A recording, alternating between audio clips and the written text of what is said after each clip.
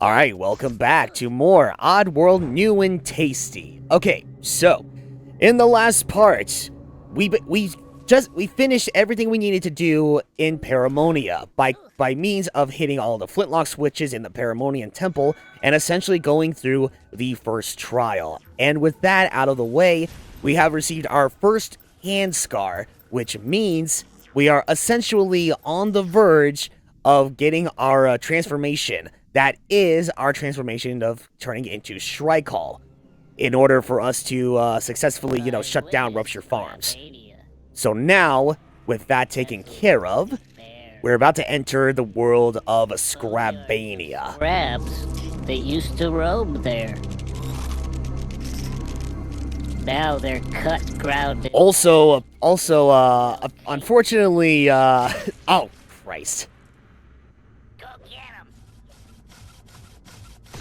So yeah, much like how it was in. You're wasting ammo.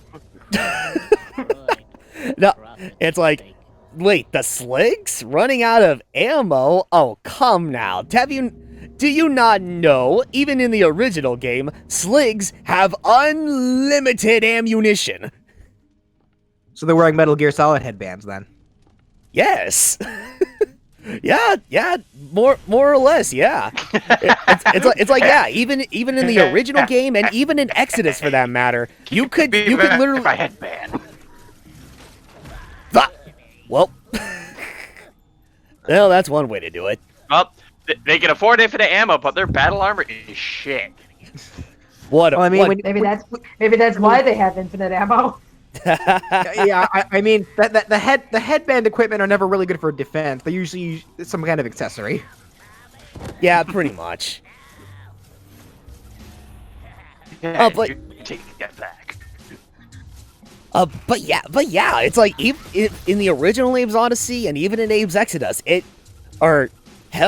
in Munch's Odyssey, it's like there have been no signs of any form of limited ammunition for these Sligs. You could keep firing their guns as long as you want, not needing to reload or anything. So it's like with the Sligs wasting ammo, I do not think that is going to be an issue with them. Ride 'em, cowboy. Yes. Much like how it was when we first entered Paramonia. We can't go through 80% of this level without our good buddy Elam. And much like how it was in Paramonia with this remake, once again, they implemented more run and jump levels. Again, just to show off on just how fast and on just how long of jumps Elam can make compared to Abe. So yes, basically there are certain obstacles we cannot get past without Elam's help. Right, like the wind, bullseye. Yeah, let's hope he doesn't get Yoshi'd though. Oh no, absolutely not. Elam does not get that kind of treatment. Elam is a pure boy? Yes. Yes, he is. Yeah, I mean, unfortunately, at one point, we do have to leave him behind, but no, fortunately, no.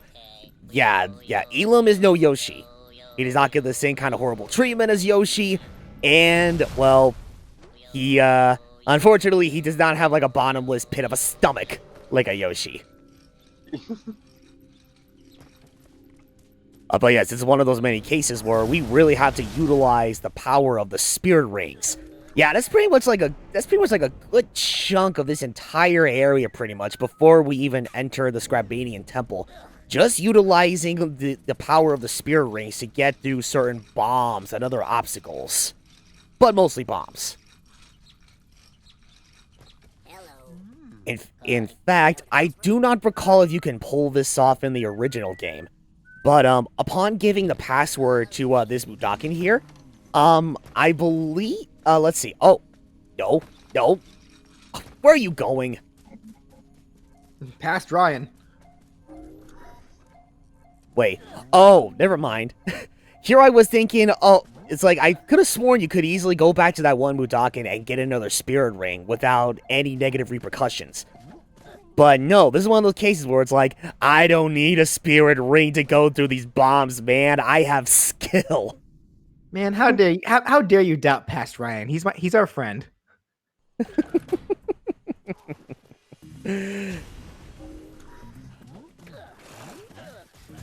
Gotta go fast. Oh. Wait a second. Oh boy. Well, so, remember back in Paramonia when, the only way you had to, stop the Elam from eating all that honey is to hit him with a hive of bees? Well, basically, this is the exact same kind of shtick, only it takes you, like, twice as long to get through it. See, in Paramonia, all you had to do was just get a rock and just throw it at the freaking hive. This, however, this is a bit more time-consuming. And I say that because, first and foremost, you would have to roll and sneak your way past those guards in the foreground to obtain this password. And from there, you would have to go back to where the Elam initially was and run into this Mudakin where he requires this very password. Upon getting that password, this Mudakin will give you a spirit ring, which you will need to blow up these mines, which these mines are blocking your way of attracting bees in another hive. From that point, you would have to lead those bees over to the Elam to make him stop eating nothing but honey and make him follow you again. Also, ow. So, yeah. Why don't we just wait for him to stop eating? He'll get full eventually, right? Yeah, you would think, but oh my god, maybe the Elam really does have a bottomless pit of a stomach. Yeah, I was about to say, didn't you say earlier that he doesn't have a bottomless pit? Oh, I thought he didn't, but, thinking about it now, he doesn't stop eating honey until you hit him with bees. So it's like, oh god, he probably really is part Yoshi. Christ. Nah, if he were part Yoshi, he'd eat the bees too. I mean, that is how you get past him in Sunshine, so. Seriously. But yes, okay. We have our spirit ring. We can get rid of those bombs. And now we can get access to those bees and lead them to the Elam. Now, in the original game, it was a little bit risque to lead the bees over to the Elam. If only because, the bees in the original game, it seems like they could easily catch up with Abe much faster compared to the remake here. So you had a higher chance of dying from too many bee stings. But fortunately in this case, the bees are a lot slower in the remake, so it's not too much of a problem. Now, this is what I was trying to refer to earlier with taking advantage of a spirit ring to take care of another obstacle in the later on during the level. Now you can do this in the original game as well, but it was more tricky to pull it off in the original as opposed to the remake. Now see, what I'm trying to do here is basically try to save us a shitload of time. See, the game requires you to get a hold of a spirit ring shortly later during the level, where you had to get yet another password from another Mudakin in order to get another spirit ring. Just so that you can get rid of those bombs and make it easier to have the Elam get to where you are. But what I just did there, that just saved us like, what, 2, 3, 4 minutes tops. So, talk about some speedrun strats. I'm just like seeing the giant explosion of the spirit rings, and then they're all just screaming, "Help, mommy!" And I'm like, "What's mom gonna do to help?" Mom's not here. Well, considering this is the Oddworld universe, she probably ate your mom. Well, it could also be like that one episode of the Proud Family where Oscar joined wrestling, but his whole gimmick was that was screaming for Sugar Mama's help, and she'd come in and beat the guys up. The Proud Family, now on Disney Plus. This Let's Play is not sponsored by Disney Plus. Anyway. Did you buy Disney Plus yet? No. Why?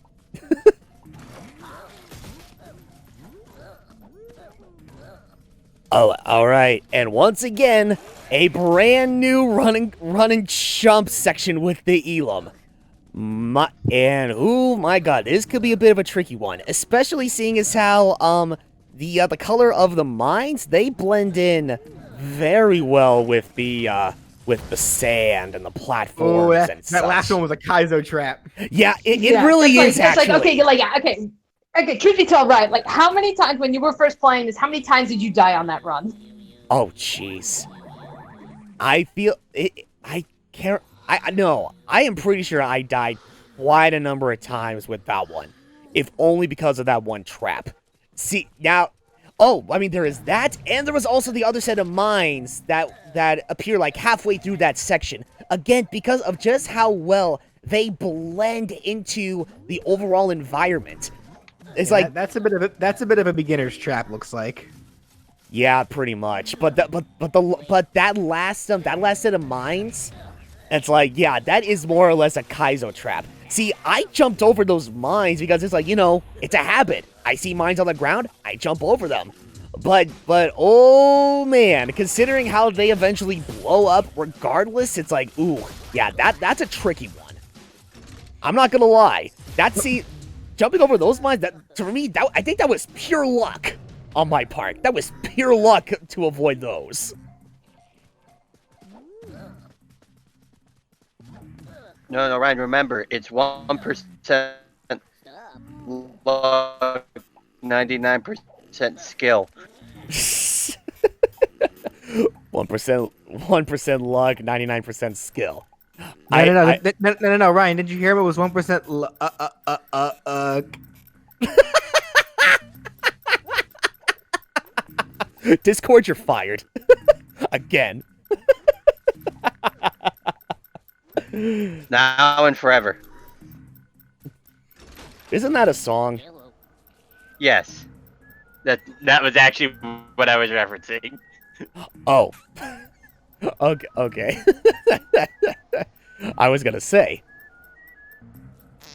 Okay, you can go. Now never do that again. It's like,